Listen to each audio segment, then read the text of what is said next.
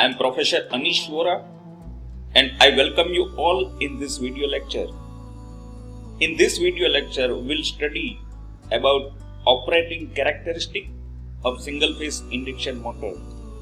In case of single-phase induction motor, we have to study different operating characteristic, and that is a magnetomotive force for the air gap, that is known as 80 ampere turns for the gap at 60 degree.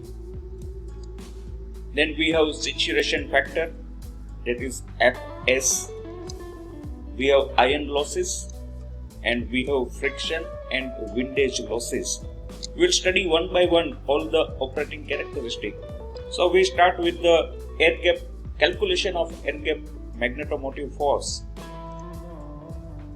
We know that flux produced by the magnetomotive force of the stator, and that flux has to pass through the following magnetic circuit, that is air gap, stator teeth, stator core, rotor teeth and rotor core. That is our whole or entire magnetic circuit. But we are interested in calculating magnetomotive force required for the air gap. For that, we take into consideration the flux density of the gap at 60 degree from the interpolar axis, and that is 1.57 times greater than average flux density. We have average flux density, that is our specific magnetic loading, and for the gap flux density at 60 degree from the interpolar axis, we are taking as a 1.57 times more.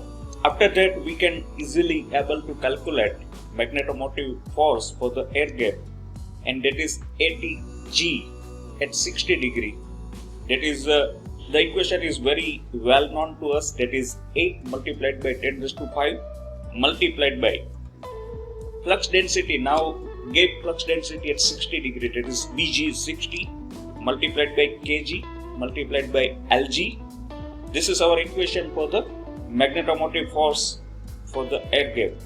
Then saturation factor Fs, and we know that it is a ratio, that is a ratio of total magnetomotive force required for the magnetic circuit, total magnetomotive force to magnetomotive force required for the air gap. This ratio is known as a saturation factor, and for single phase induction motor normally it is in the range of 1.1 to 1.35. For higher flux density the ratio is higher, for lower flux density the ratio is lower. Then we have iron losses. To calculate iron losses, we take into consideration flux density and weight of the machine, because losses per kg can be calculated using a standard curve of specific losses per kg versus flux density. From this curve, we can have a specific losses per kg, and if we know the total weight, we can able to calculate total iron losses of the machine.